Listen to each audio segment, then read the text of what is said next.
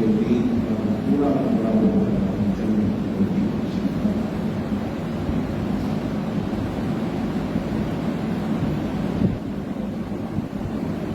ربیع الاول کا مہینہ ہے.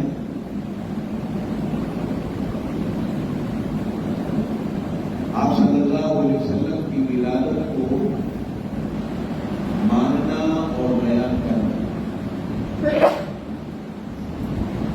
یہ باعث ثواب ہے. ولادت کو منانا شور و غل کرنا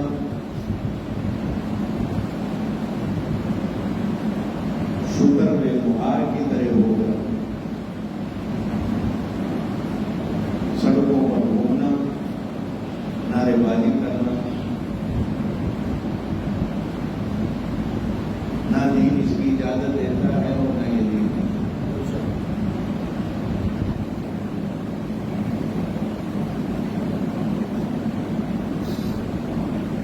کسی زمانہ میں آج سے 30-40 سال پہلے اس دن کو بالا وفات کہا گیا.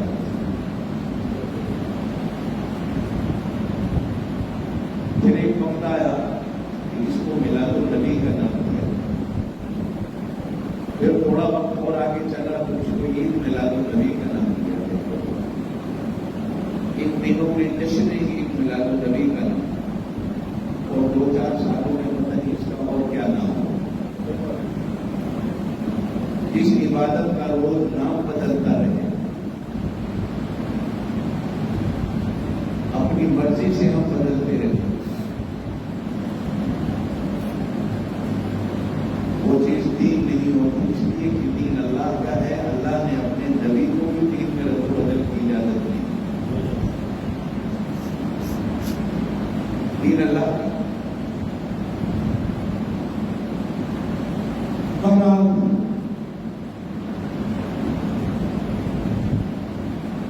ربیع بہار کو کہا جاتا ہے.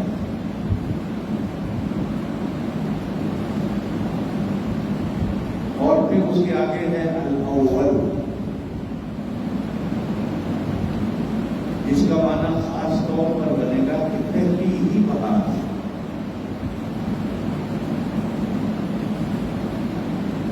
گویا کہ آپ صلی اللہ علیہ وسلم نے خود بھی فرمایا انا اول الانبیاء و آخر الانبیاء، میں پہلا نبی ہوں اور آخری نبی ہوں.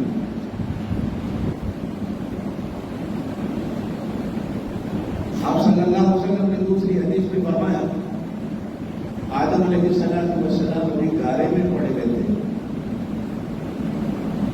ابھی وہ مٹی میں تھے کہ اللہ پاک نے نبوت کا تاج بلکہ سب میں نبوت کا تاج میرے سر میں رکھ دیا. پوچھا گیا کہ جب آپ بنائے پہلے گئے تو آئے آخر میں کیوں؟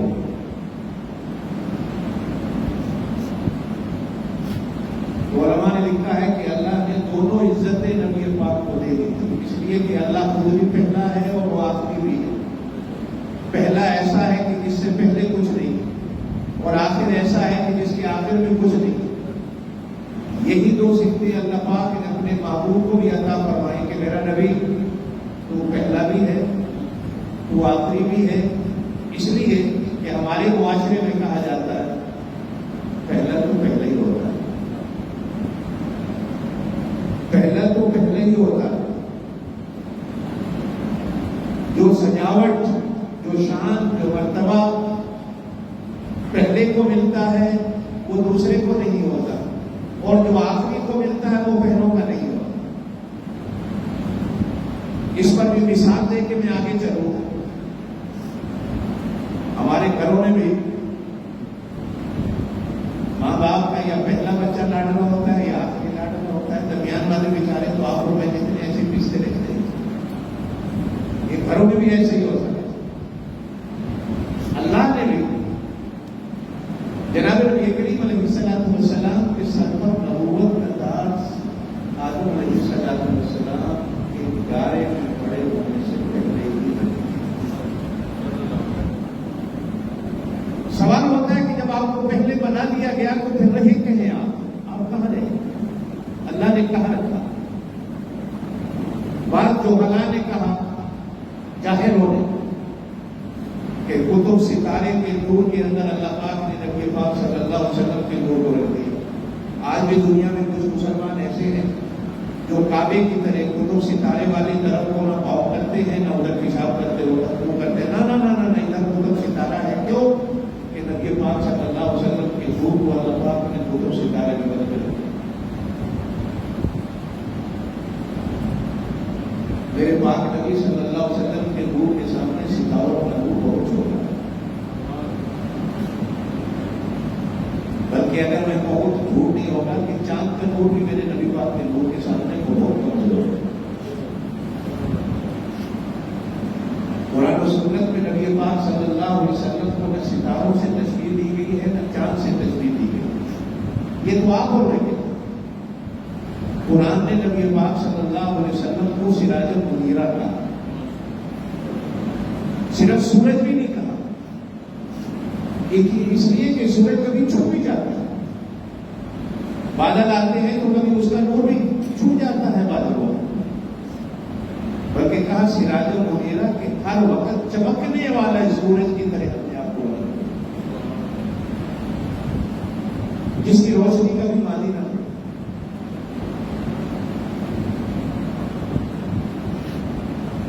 نبی پاک صلی اللہ علیہ وسلم نے خود فرمایا کہ اللہ پاک نے مجھے اپنے علم کے خزانے میں رکھا، میں اللہ کے علم میں آخری کبھی تھا، بلکہ صرف نبی علیہ السلام حدیث میں آتا ہے کہ تخلیق آدم سے 10,000 سال پہلے اللہ پاک نے اپنے عرش پر بیٹھ کر ایک دن سورہ رحمان کو پڑھا،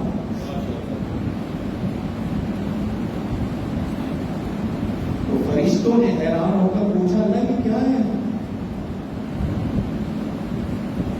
جو آپ نے پڑھا؟ اللہ پر میں میرا کلام ہے۔ عرض کیا اللہ کس کو ملے گا؟ کہا ہے میرا محبوب آئے گا سب سے آخر میں اس کو ملے گا، اس سے بھی آگے چلو۔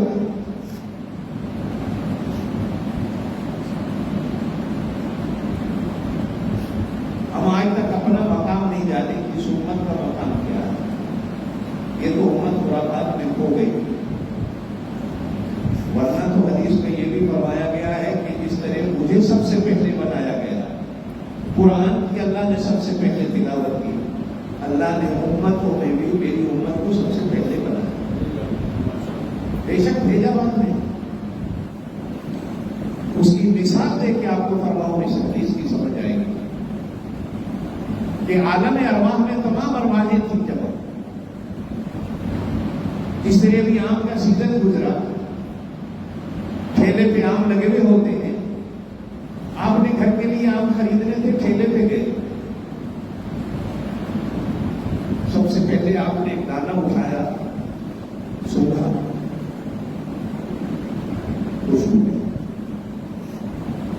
پھر اس کے وجود کو دیکھا، کہیں سے پلا پساوا تو نہیں ہے، اچھا ہے،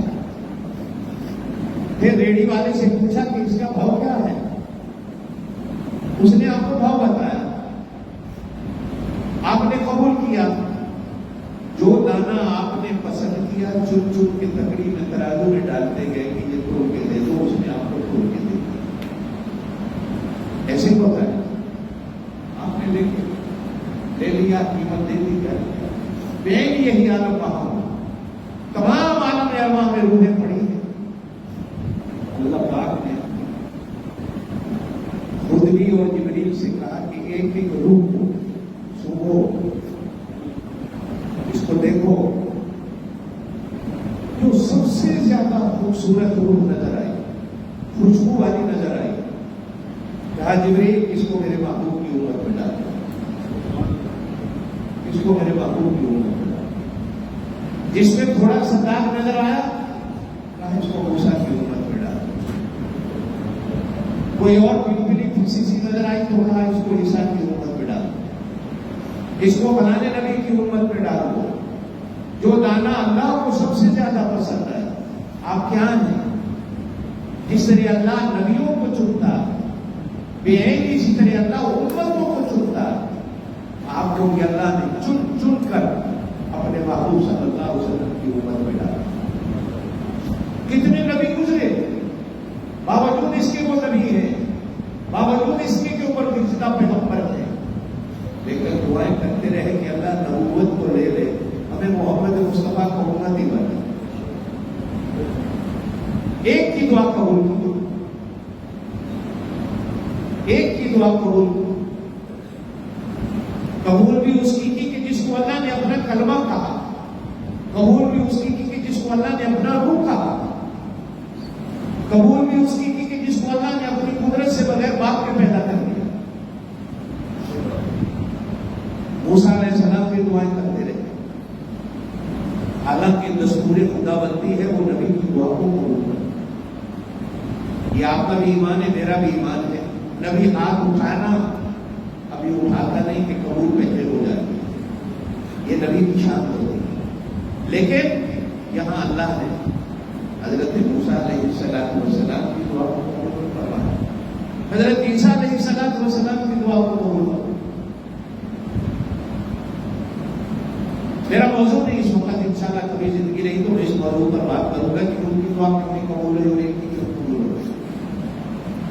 آپ اور میں وہ خوش قسمت ہیں کہ جن کو اللہ نے اپنے ہاتھوں سے بنا کر, سونپ کر, ٹٹول کر اپنے محبوب صلی اللہ علیہ وسلم کی امت کے کھاتے میں ڈالا.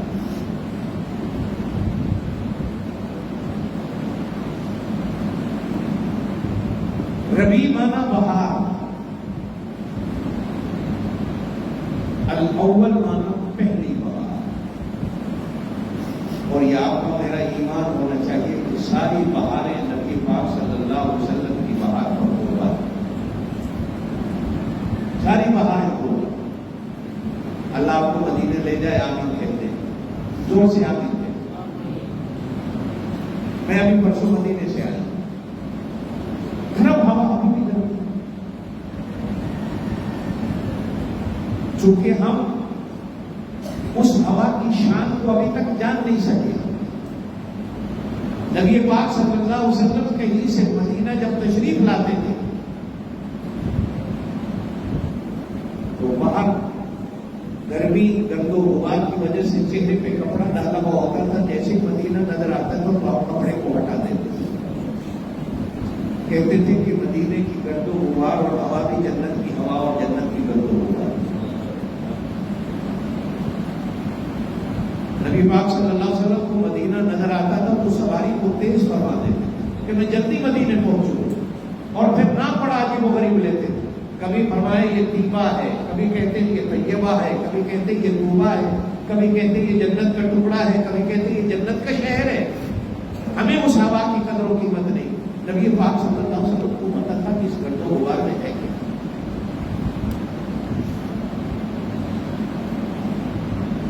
اس لیے کہا جاتا ہے کہ نبی پاک صلی اللہ علیہ وسلم وہ بہار ہیں کہ دنیا کی ساری بہاریں نبی پاک صلی اللہ علیہ وسلم کے قدموں پر قربان کی جا سکتی.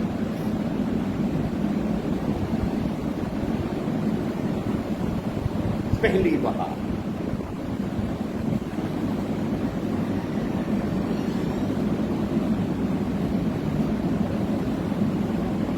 دیکھنے کیا ہوا. بھیجا اللہ پاک نے نبی پاک صلی اللہ علیہ وسلم کو سب سے آخر. یہاں بھی ایک بات آپ کو عقیدے کی بتاتا چلوں کہ سب سے آخر میں آنے سے شان گھٹتی نہیں بلکہ بڑھتی. یہ وہ جو ہمارے وہ محرم والے ہیں وہ کہتے ہیں کہ حضرت علی پہلے آنے کے قابل تھے. اہل سنت والجماعت نے ان کو چوتھا درجہ کیوں دے دیا, آخری درجہ کیوں دے دیا؟ ہم ان کو سمجھانے کے لیے کہتے ہیں کہ نبی بھی آخر میں آئے تھے. اگر یہ بھی آخر میں آ گئے, شان نہ ان کی گھٹی نہ ان کی گھٹی، بلکہ ان کی بھی بڑھی ان کی بھی بڑھی، اور دونوں چاچا زاد بھائی ہیں۔ اگر ایک چاچے کا بیٹا آخر میں آیا تو دوسرا چاچے کا بیٹا اگر آخر میں خلیفہ بن گیا تو اس میں ایک اختلاف کیا ہے؟ بلکہ 1,24,000 جو پہلے نبی آئے، محمد الرسول اللہ صلی اللہ علیہ وسلم کو آخر میں بھیج کر اللہ پاک نے سارے نبیوں کی نبوت کا گواہ بنا دیا، اور حضرت علی کو آخر میں خلیفہ بنا کر پہلے 3 خلیفوں کی خلافت کا گواہ بنا دیا۔ گواہ کی شان بڑی اونچی ہوتی ہے، وہ نبیوں کے گواہ ہیں، یہ خلفاء کے گواہ ہیں۔ عدالتوں میں بے شک آج کل جھوٹی عدالتیں بھی ہوں، جھوٹے گواہ بھی ہوں، پھر بھی گواہ کا ایک مقام ہوتا ہے۔ شکر کرو کہ حضرت علی کو 4تھا درجہ مل گیا ہے، یہ بھی ہمارا احسان سمجھو اہل سنت والجماعت کا،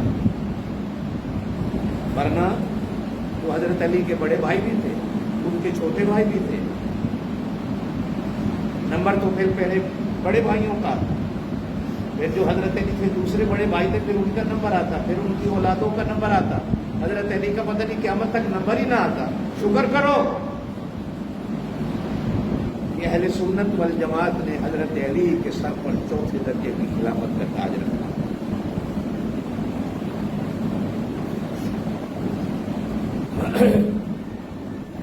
آپ صلی اللہ علیہ وسلم کو اللہ پاک نے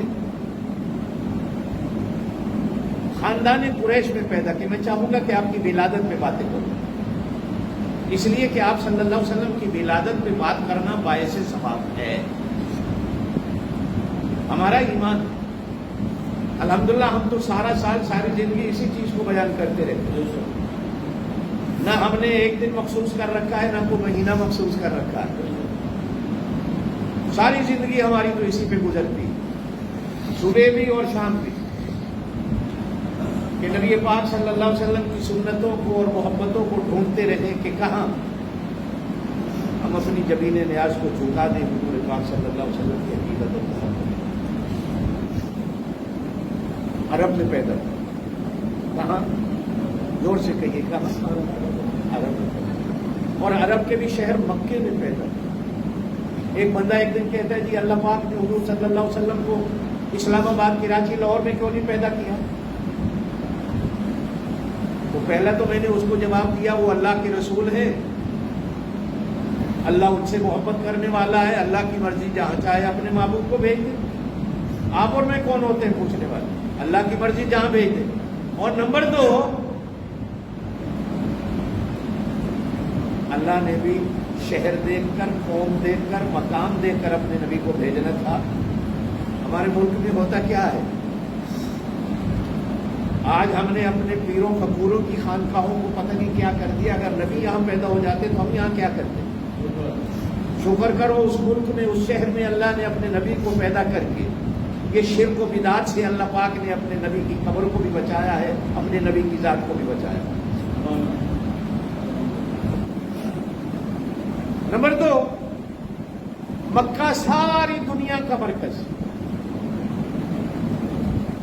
اور نبی پاک صلی اللہ علیہ وسلم ساری دنیا کے لیے نبی تھے۔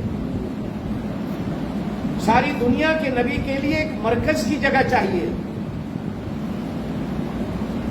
نمبر 3، مکہ پوری دنیا کا وسط اور سینٹر ہے۔ کہا جاتا ہے کہ آسمان سے اگر پتھر پھینکا جائے کہ وہ زمین کے بالکل سینٹر میں آ کر گرے تو وہ کعبے کی چھت پہ آ کے گرے۔ کعبہ بالکل زمین کا سینٹر ہے۔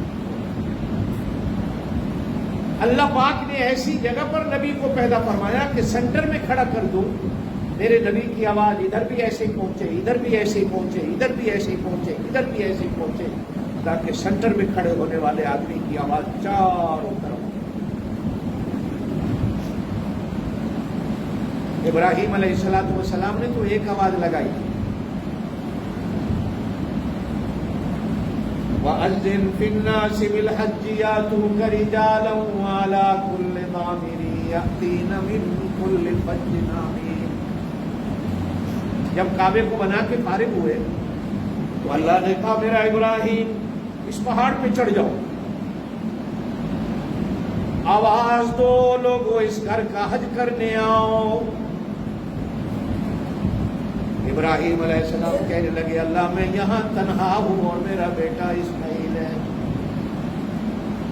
قریب قریب کوئی شہر نہیں، کوئی گاؤں نہیں، کوئی آبادی نہیں، میری آواز کو کون سنے گا؟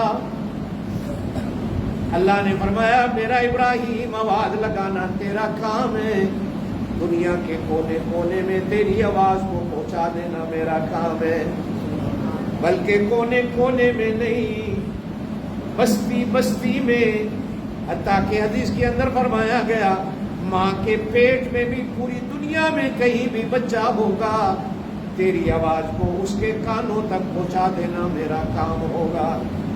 تیری آواز کو سن کر لوگ لبیک کہیں گے، اگر کسی نے ایک دفعہ لبیک کہا، ایک دفعہ اپنے گھر کا حج نصیب کروں گا۔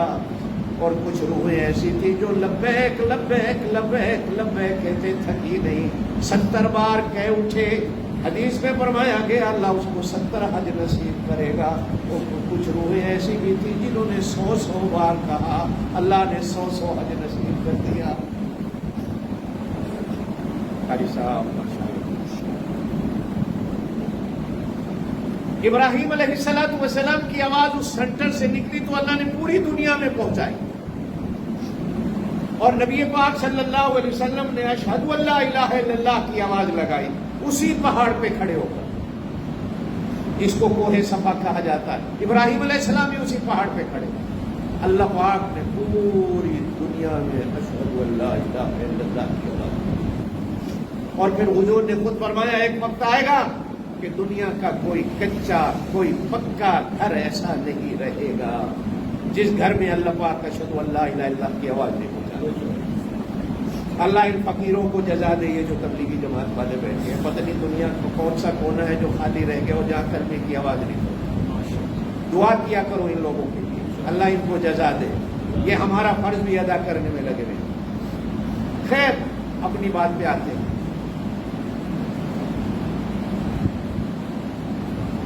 آپ صلی اللہ علیہ وسلم کے لیے خاندان چنا گیا، شہر بھی چنا، کس خاندان میں اپنے محبوب کو پیدا کیا؟ نبی پاک صلی اللہ علیہ وسلم نے خود فرمایا، توجہ سے سنیے، آدم علیہ السلام سے لے کر قیامت تک آنے والے تمام خاندانوں پر اللہ نے نظر ڈالی، اللہ پاک کو بنو کنانا قریش کا خاندان سب سے زیادہ پسند آیا، پھر اللہ نے بنو کنانا پر نظر ڈالی تو اللہ کو ہاشم زیادہ پسند آیا، پھر ہاشم کی اولاد پر نظر ڈالی تو اللہ پاک کو عبد المطلب کا گھرانہ سب سے زیادہ پسند آیا، پھر آگے خود حضور پاک صلی اللہ علیہ وسلم نے فرمایا اللہ پاک نے ساری دنیا کے انسانوں کی روح پر نظر ڈالی تو اللہ پاک کو سب سے زیادہ میری امت کی روحیں پسند آئی، پھر میری امت کی روحوں پہ نظر ڈالی تو اللہ پاک کو میرے صحابہ کی روحیں زیادہ پسند آئی، پھر صحابہ کی روحوں پہ نظر ڈالی، اللہ پاک کو 313 زیادہ پسند آئے جو بدر میں گئے، پھر اللہ پاک نے 313 کی روحوں پہ نظر ڈالی، اللہ پاک کو 10 سب سے زیادہ پسند آئے جن کو عشرہ مبشرہ کہا گیا، پھر ان 10 کی روحوں پہ اللہ نے نظر ڈالی، اللہ پاک کو ان میں سے 4 زیادہ پسند آئے، اور پھر چاروں کے دلوں پہ نظر ڈالی تو اللہ پاک کو سب سے زیادہ میرا ابوبکر صدیق پسند آیا۔ اسی طرح میرے پاک نبی صلی اللہ علیہ وسلم نے فرمایا اللہ پاک نے عورتوں کی روحوں پہ نظر ڈالی تو سب سے زیادہ اللہ پاک کو میری صحابیات کی روحیں پسند آئی، پھر صحابیات کی روحوں پہ نظر ڈالی تو اللہ پاک کو سب سے زیادہ میرے گھر میں آنے والی میری زوجہ میری ازواج کی روحیں پسند آئی، پھر ان کی روحوں پہ نظر ڈالی تو اللہ پاک کو سب سے زیادہ میری عائشہ کی روح پسند آئی۔ طرح سے قریش کا خاندان تھا، پھر اس قریش کے خاندان میں بھی عبد المطلب کی کتنی اولاد تھی؟ کہا جاتا ہے کہ عبد المطلب نے منت مانی تھی کہ اللہ اگر مجھے 10 بیٹے دے دے تو میں ایک بیٹے کو اللہ کے نام پر اسماعیل علیہ السلام کی طرح قربان کروں. اللہ پاک نے 10 دے دی. اب قربانی کرنے کے لیے نکلے تو سب سے زیادہ جناب عبداللہ حضرت عبداللہ پسند آئے تو کہا ان کی قربانی کرتا ہوں. جو سب سے زیادہ محبوب بیٹا حضرت عبداللہ کی بہنیں راستے میں رکاوٹ بنی تو کہا قربان داری کرو, ایک طرف اونٹ رکھو ایک طرف بیٹوں کے نام. 10 اونٹ ادھر رکھے, قربان داری میں بیٹوں کا نام رکھا, پھر عبداللہ کا نام نکل آیا. پھر 20 اونٹ کر دیے تو پھر بھی عبداللہ کا نام, پھر 30 40 50 60 70 100 تک گئے. جب 100 تک گئے تو ایک طرف عبداللہ تھا اور دوسری طرف 100 اونٹ تھا. تو اس وقت 100 اونٹوں کا نام نکل آیا کہ ان کو قربان کرو. ایک بار حضور پاک صلی اللہ علیہ وسلم نے خود فرمایا کہ میں 2 ذبح ہونے والے باپوں کی اولاد ہوں. صحابہ نے حیران ہو کر پوچھا یا رسول اللہ وہ کیسے؟ فرمایا ایک میرا دادا اسماعیل تھا اور ایک میرا دادا عبد المطلب تھا, وہ بھی قربان ہوئے. اسماعیل علیہ السلام اللہ نے بچا لیا, پھر عبداللہ قربان ہونے کے لیے ابا نے کہ عبد المطلب اللہ پاک نے میرے ابا کو بچا لیا. میں 2 ذبح ہونے والے قربان ہونے والوں کی اولاد. نبی پاک صلی اللہ علیہ وسلم نے ارشاد فرمایا حدیث ہے, آپ اتنے بیٹھے یاد رکھیے گا, محمد دور سے پہلے صلی اللہ علیہ وسلم ابن عبداللہ ابن عبد المطلب. آگے ہاشم دور سے کو ہاشم بیٹے عبد مناف, عبد مناف بیٹے قصا کے, قصا بیٹے کلاب کے, کلاب بیٹا مرہ کا, مرہ بیٹا کا بیٹا لوہی کا, لوہ بیٹا غالب کا. ہاشم تک آپ صلی اللہ علیہ وسلم کے شجرہ قسم کو جاننا ہر مسلمان پر ضروری ہے. کاش کے وہ علماء میلاد النبی کے جلسے اور جلوس تو ہم سارے نکالتے ہیں, کبھی امت کو یہ چیزیں بھی یاد کراتی جو یاد کرنے والی. مسلمان کو تو میرے نبی کا نام نہیں آتا.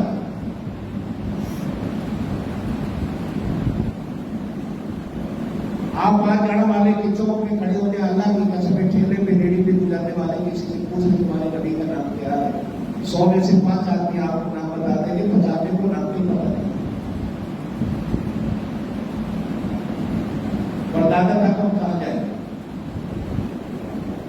عبداللہ زور سے کہیں, عبد المطلب, ہاشم, یہاں تک جاننا آپ صلی اللہ علیہ وسلم کی قربیت کا ہر مسلمان پر ضروری ہے.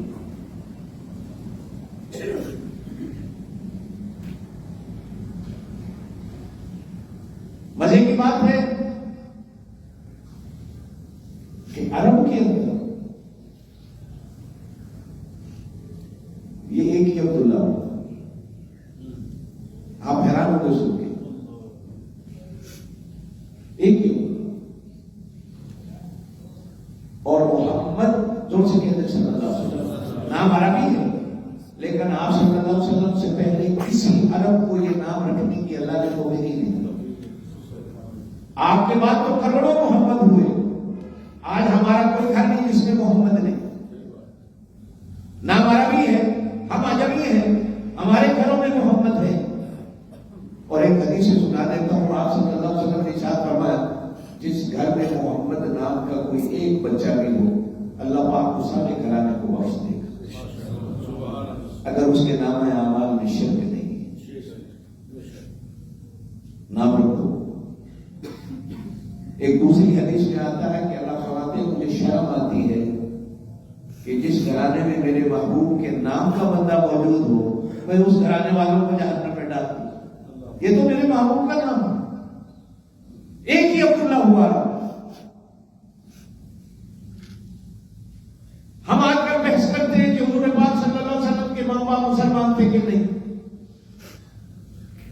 آپ جتنے بیٹھے ایمان سے, میں آپ کے ابا کو کافر کہہ دوں آپ مجھے معاف کرو گے, میں آپ کی اماں کو کافر کہہ دوں آپ معاف کرو گے.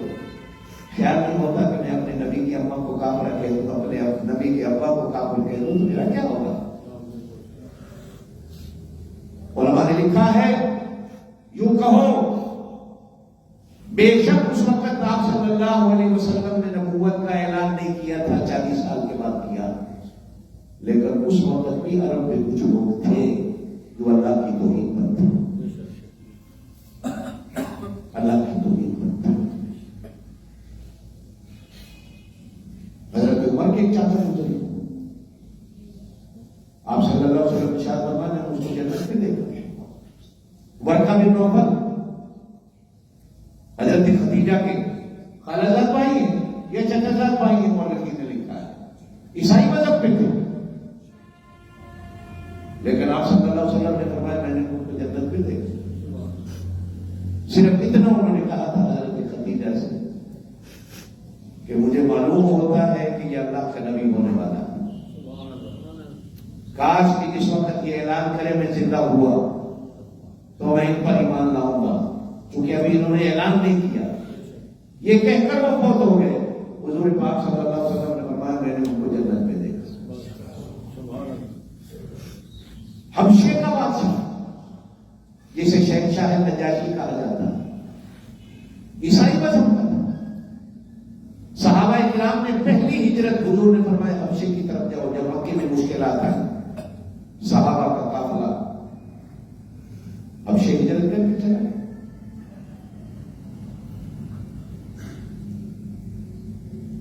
پھر آپ صلی اللہ علیہ وسلم نے دوسرا قافلہ بھیجا، پھر اس قافلے کے بعد قریش مکہ کا ایک وفد حبشے کے بادشاہ کے پاس گیا، یہ ہمارے غلام بھاگ کے آئے ہوئے ہیں، انہوں نے نیا دین گھڑا ہے، یہ ہمیں واپس کر دو، اور یہ حضرت عیسیٰ کو نہیں مانتے، حضرت مریم کو نہیں مانتے۔ عقل مند بادشاہ تھا، اس نے صحابہ کرام کو بلا لیا، پوچھو تم سے ایسے کیوں ان کو حوالے کر دو؟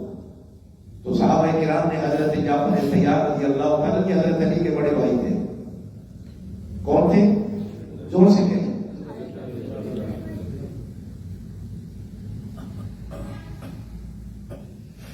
بڑے تھے طالب، جن کی وجہ سے ان کے ابا کو ابو طالب کہا جاتا ہے، وہ ایمان سے پہلے ہی فوت ہو گئے تھے۔ حضرت علی کے دوسرے بڑے بھائی تھے حضرت عقیل، وہ بھی صحابی بنے۔ کربلا کے واقعے میں ایک شخصیت کا نام آتا ہے حضرت مسلم بن عقیل۔ حضرت حسین نے ان کو کربلا میں واقعہ کربلا سے پہلے اپنا نمائندہ بنا کر بھیجا تھا، یہ اسی حضرت عقیل کے بیٹے ہیں۔ حضرت جعفر طیار یہ حضرت علی سے بڑے ہیں۔ طیار